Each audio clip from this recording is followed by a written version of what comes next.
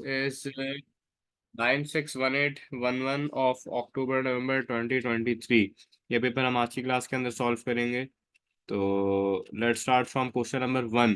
Question number 1 बेटा मेरे पास इसका है कि ये मुझे बता रहा है कि I need to draw one line for each vector graphics to its most appropriate data type, जिसमें से मेरे पास ड्राइंग लिस्ट है, ड्राइंग ऑब्जेक्ट है और प्रॉपर्टी है।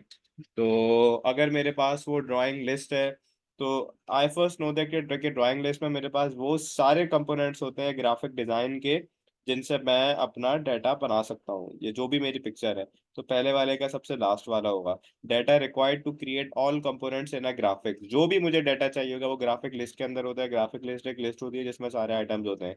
सेकंड मेरे पास है ड्राइंग ऑब्जेक्ट। अब ड्राइंग ऑब्जेक्ट आपके पास क्या होता है? This is component created using a formula. Drawing object आप बना सकते हो लेकिन कुछ फॉर्मूलाज के साथ। और थर्ड आपके पास है प्रॉपर्टी। बेटा किसी भी आइटम की प्रॉपर्टी वो आपकी कैरेक्टरिस्टिक्स होती है जो वो बताती है। तो ये हो गया आपका वन का ए part.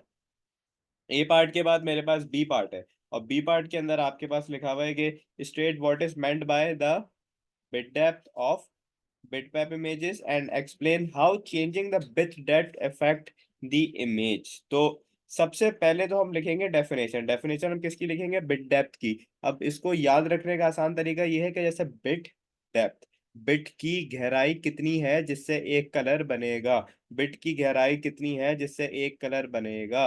So this goes like the number of bits use to represent each colour.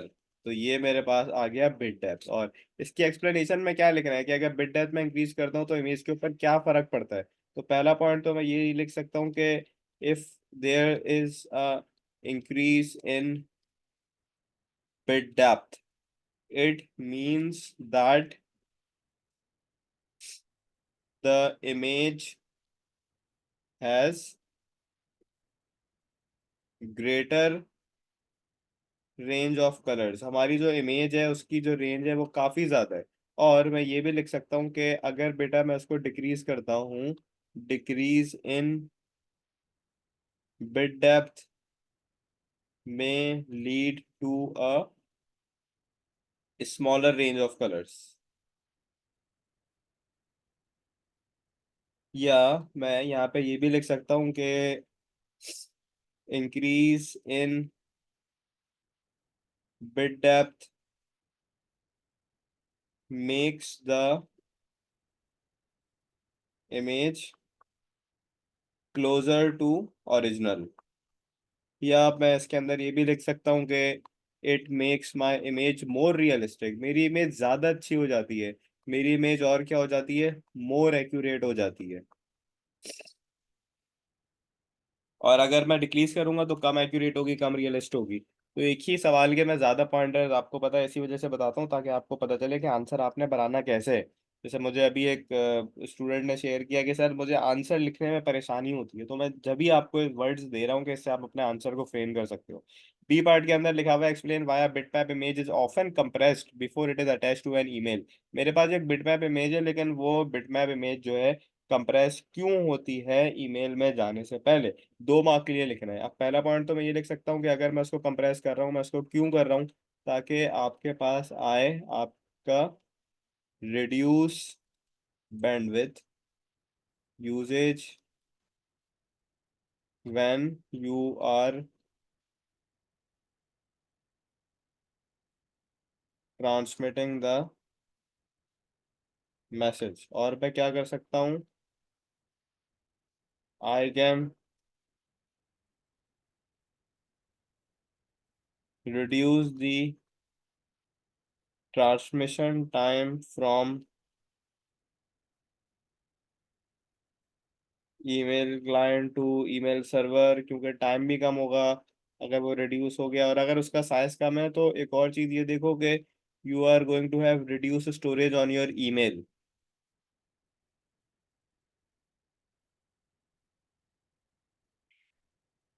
So that's it.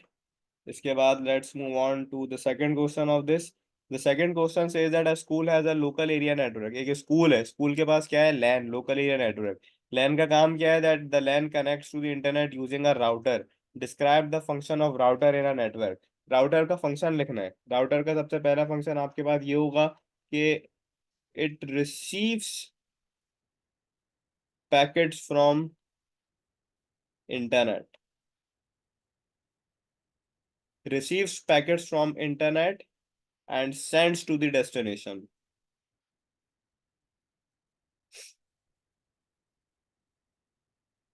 एक और पॉइंट बेटा मैं ये भी लिख सकता हूँ कि it can also help you implement a firewall. एक फायरवॉल को भी हम इसकी हेल्प से इम्प्लीमेंट कर सकते हैं। और हम क्या कर सकते हैं, we can also analyse the destination IP address of each packet as well, and ये भी लिख सकता हूँ कि मैं it can also allocate IP addresses as well. और भी पॉइंट हो सकते हैं, और पॉइंट क्या हो सकते हैं, मैं इसमें उसकी रूटिंग भी अपडेट कर सकता हूँ, या उसका जो मोस्ट एफिशिएंट पाथ है वो भी निकाल सकता हूँ। यह यहाँ पे आएगा, लेकिन बस 3 पॉइंट्स लिखना है। इसके बाद बी पार्ट है, complete the following table by writing the purpose of each of these hardware devices that is used to support the LAN. अब आपके पास 3 हार्डवेयर डिवाइसेस और 3 हार्डवेयर डिवाइसेस का डिस्क्रिप्शन लिखना है। सबसे पहले अगर आपके पास स्विच है, तो स्विच का क्या पर्पज होता है, switch is use to allow two or more devices to communicate with each other. To connect individual devices लिख सकते हैं। टू रिसीव ट्रांसमिशन भी लिख सकते हैं। वायरलेस एक्सेस पॉइंट, WAP, इसका क्या मतलब है बेटा, it is use to allow connection of devices using wifi. Wifi लिख लो या रेडियो सिग्नल लिख लो, एक ही बात है। नहीं, एक बात नहीं है, मतलब इट डिपेंड्स ऑन यू। ये भी लिख सकते हैं WAP एक्सेस पॉइंट में, get allow central device to send and receive radio signals. और ये भी लिख सकते हैं, it also allows wireless enabled devices to connect to a wide network। Bridge, bridge क्या करता है, it is used to connect two local area networks together, two local area networks together,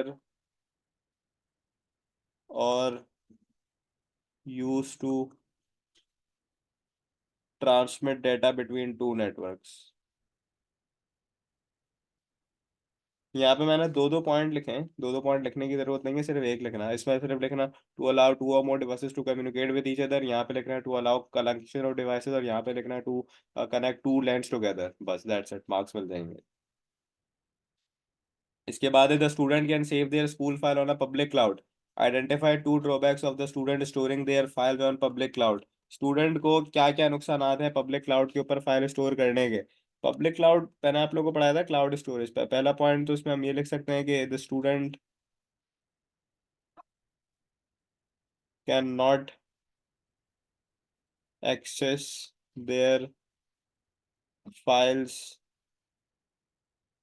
without an internet connection. अगर internet connection नहीं हुआ तो student जो है आपका वो फाइल को एक्सेस नहीं कर सकेगा। और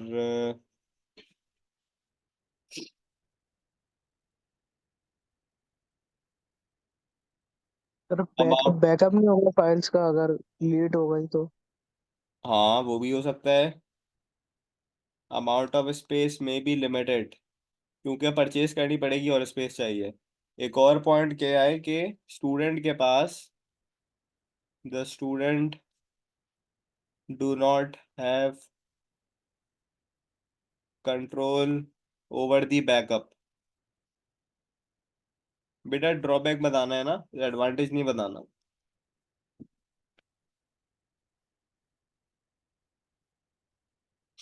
कोई सवाल तो नहीं है ना इसमें?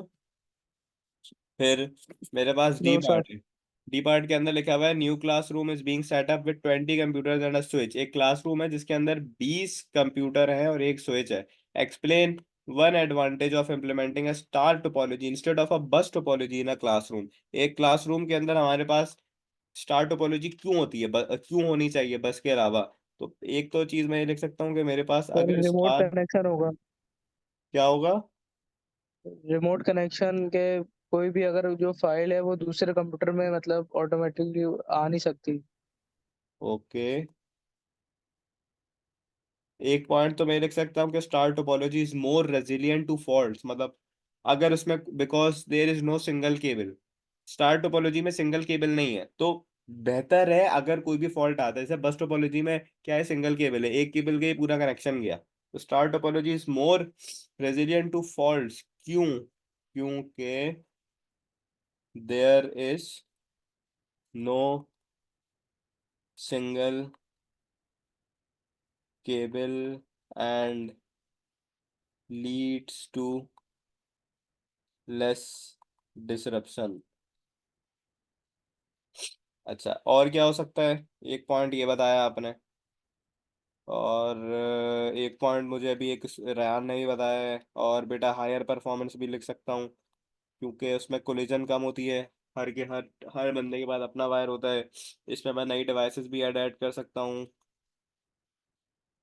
Easier to add nodes, nodes का मतलब डिवाइसेस, क्योंकि हर एक डिवाइस डायरेक्टली स्विच से कनेक्ट होगी। और ये भी ये ले सकता है कि it is also easy to find faults, ये भी लिख सकते हैं।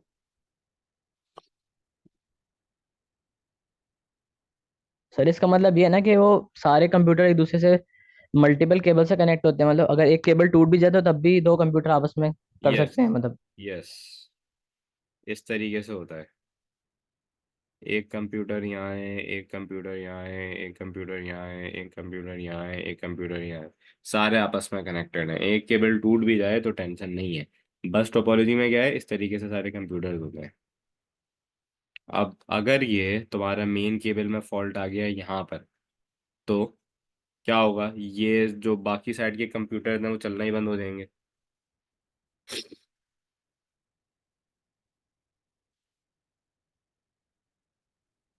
फिर मेरे पास क्वेश्चन नंबर 3 है। क्वेश्चन नंबर 3 में लिखा हुआ है कि एक शॉप का मैनेजर है और उसको एक रिलेशनल डेटाबेस बनाना है। रिलेशनल डेटाबेस किस लिए बनाना है? कस्टमर ऑर्डर को स्टोर करने के लिए।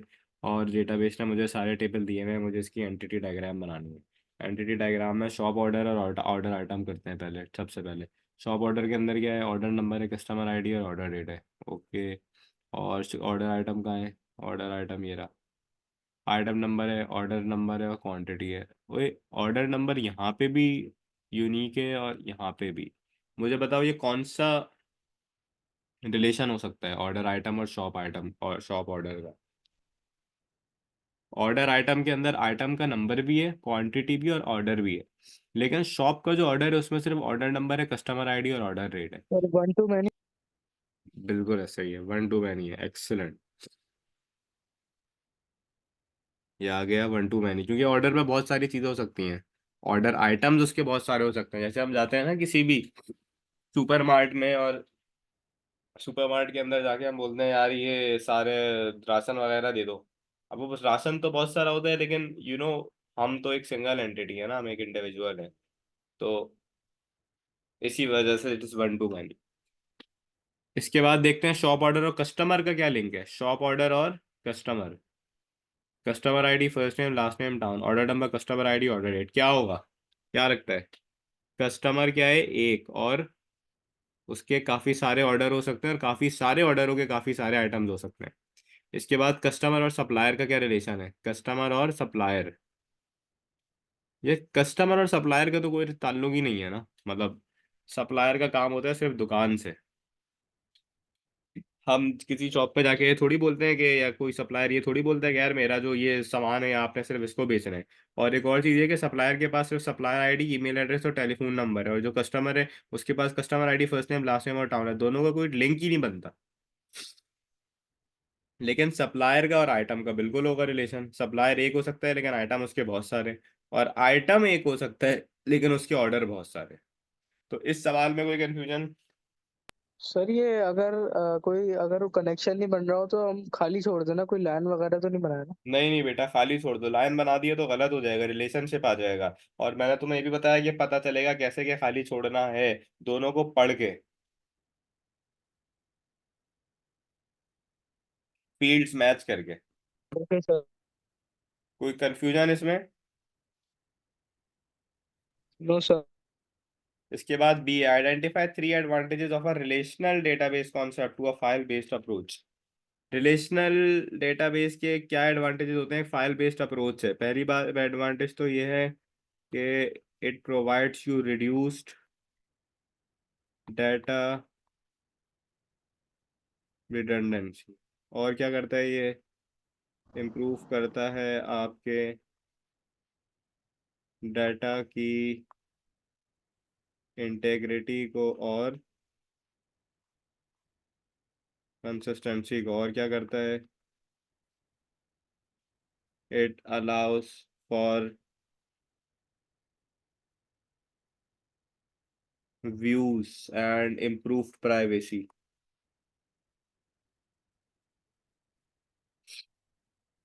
ये एक और काम भी हो सकता है कि it also allow for program data and interdependence. सारा डेटा जो है वो इंडिपेंडेंट हो जाता है। फाइल बेस्ड अप्रोच में सिर्फ उस फाइल के ऊपर बेस करता है, सब में जो है वो लिंक नहीं रहता। तो एक इंडिपेंडेंट अप्रोच होती है कि आपकी मर्जी, अगर आप उसको चेंज कर रहे हो तो सारी फाइल चेंज नहीं होती। अगर तुम लोग को याद हो, मैंने पढ़ाया था रिलेशनल डेटाबेस और फाइल बेस्ड डेटाबेस में फर्क। इसमें कोई सवाल? सर हम लोग रेफरेंशियल इंटेग्रिटी लिख सकते हैं। रेफरेंशियल इंटेग्रिटी रेफरेंशियल इंटेग्रिटी का मतलब क्या है, पहले ये बताओ।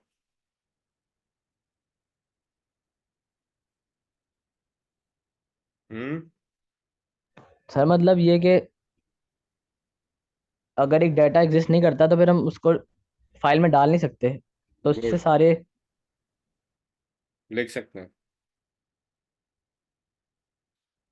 लिख सकते हो रेफरेंशियल इंटेग्रिटी भी, अगर कंसिस्टेंसी। चार अगर 4 मार्क का पूछा तो लिख देंगे, वरना वरना भी ये 3 ही काफी हैं। तीन ये बहुत है ये।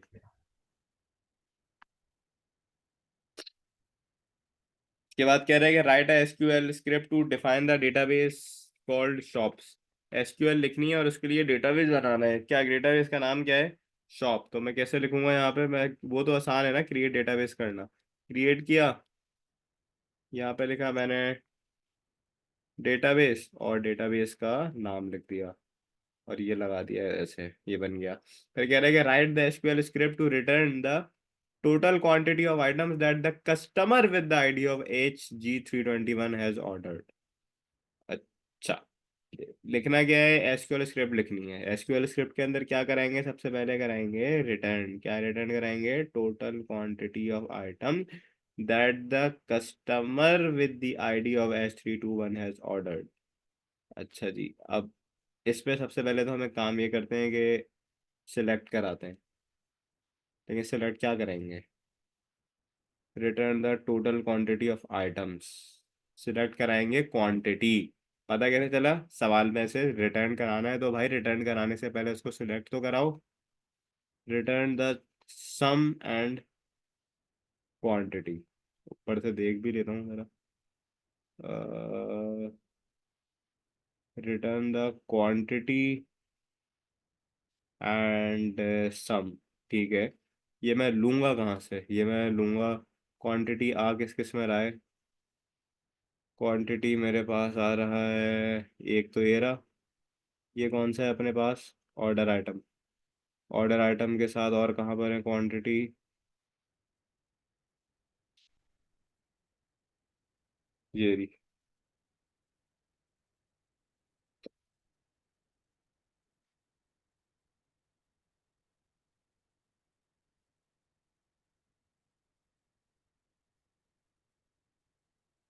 शॉप ऑर्डर, ऑर्डर आइटम के साथ आएगा आपका शॉप का ऑर्डर, जिसमें है ऑर्डर का नंबर, कस्टमर की आईडी और ऑर्डर का डेट।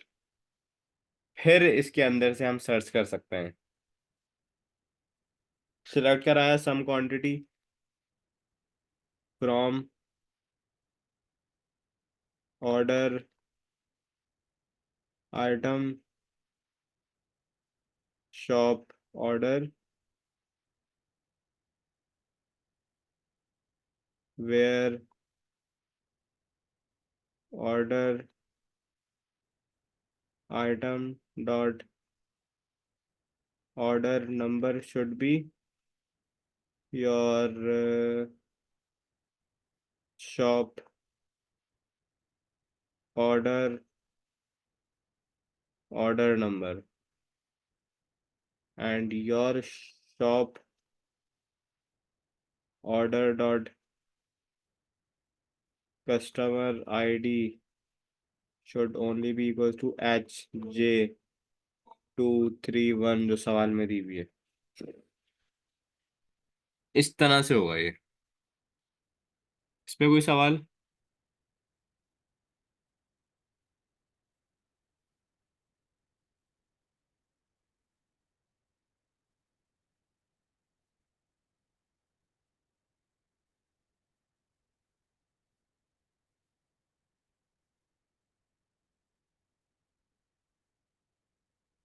इसके बाद मेरे पास क्वेश्चन नंबर 4 है। क्वेश्चन नंबर 4 बेटा ट्रुथ टेबल का है। तो यहाँ पे मैं लॉजिक गेट बना देता हूँ, ट्रुथ टेबल तुम लोग बना लेना। लिखा हुआ है x is A and not be और सी। एक्स के साथ लगा हुआ है ए नॉट बी और सी। तो पहले तो बनाते हैं बी और सी के साथ लगा देते हैं नॉट गेट।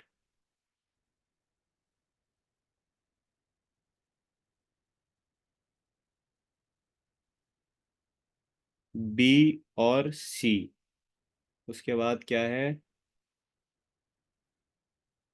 नॉट। यार मेरी ड्राइंग थोड़ी सी अजीब सी है, लेकिन पेपर में गेट भाई सही बनाना, नहीं तो मार्क्स कट जाएंगे।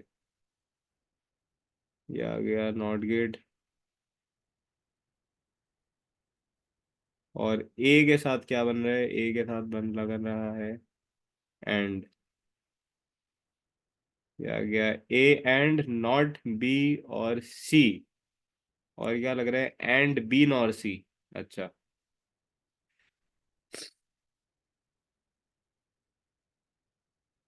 अब एक और गेट बनाना है मुझे, और वो यहाँ से बनाता हूँ मैं। बी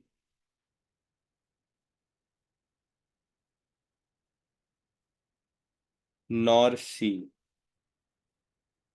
ये आ गया अपने पास नॉर गेट। बी नॉर सी भी हो गया। और ये क्या लग रहा है? And.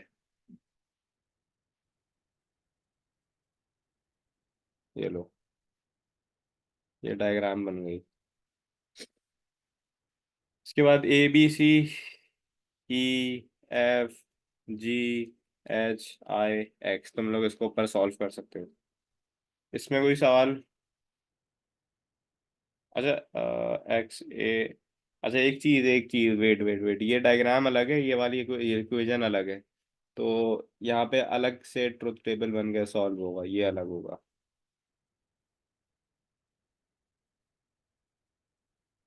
Logic gates कराऊं?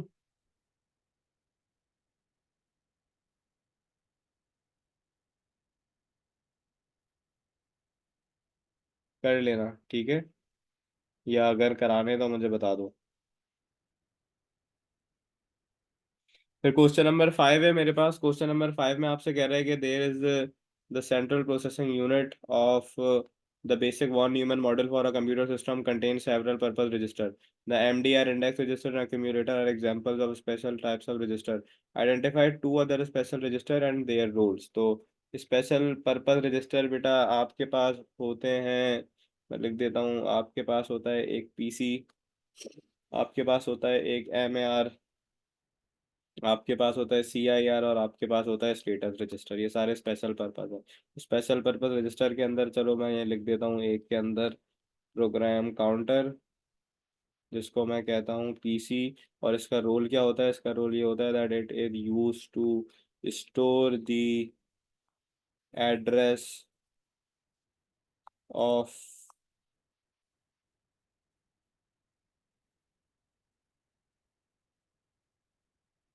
where the next instruction is to be read from। और एक और जो रजिस्टर है वो आपके पास हो सकता है MAR, that is memory address register. और एमएआर क्या करेगा? It is going to store the address of the memory location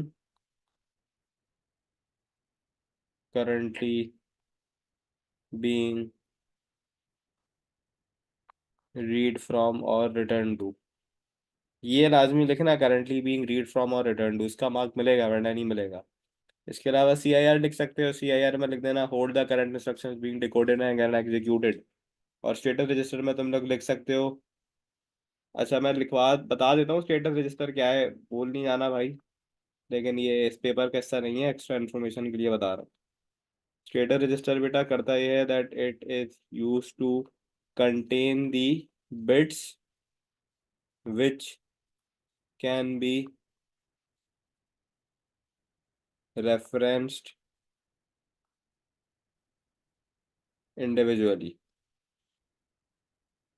and set और cleared even depending on the operation। मतलब फॉर एग्जांपल ओवरफ्लो हो गया, अंडरफ्लो हो गया, तो ये स्टेटस रजिस्टर बताता है कि ओवरफ्लो है, अंडरफ्लो है, इस तरह से। फिर बी पार्ट है, ये आईएएस पेपर में बहुत दफा पूछा गया है। इमीडिएट एक्सेस कंट्रोल क्या है? इमीडिएट एक्सेस कंट्रोल का बेटा काम ये होता है that it holds all the data and instructions that are currently in used। और एक और काम ये करता है कि it is a volatile memory and has faster access time। That's it। इसके बाद सी पार्ट है, सी पार्ट में लिखा हुआ है कि computer has a single 2.1 gigahertz CPU. Describe how increasing the clock speed to 4 gigahertz can increase the performance of the computer. Computer के पास 2.1 गीगाहर्ट्ज है, कह रहा है कि अगर आपने उसको 4.1 गीगाहर्ट्ज कर दिया तो उससे क्या फायदा होगा? तो बेटा फायदा ये होगा कि अब the CPU can now perform more faster and more fetch execute cycle. क्योंकि अब वो 2.1 से ज़्यादा करेगा, 4 बिलियन तक चला जाएगा उसकी परफॉर्मेंस। 4 गीगाहर्ट्ज मतलब 4 billion fetch decode fetch execute cycle, fetch execute cycle 4 billion fetch execute cycle. फिर आपके पास second computer has a CPU with 2.1 gigahertz core. Explain why the second computer does not always run faster as the computer with 2.1 gigahertz CPU.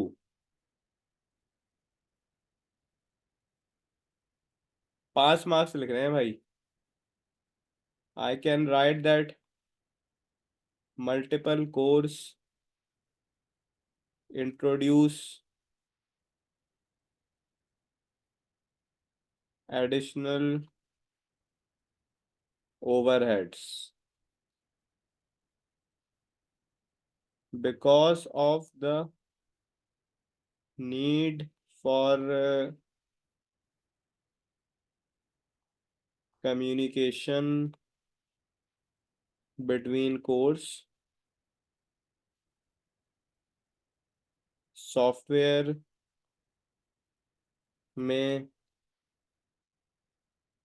not be designed for multiple cores. So some or more cores may be left idle. एक और reason ये भी हो सकता है कि memory की जो एक्सेस स्पीड है may not match speed of cores that cause delay. So this is the answer for this. 1 2 3 4 4 से 5 मार्क्स का लिखा है मैंने।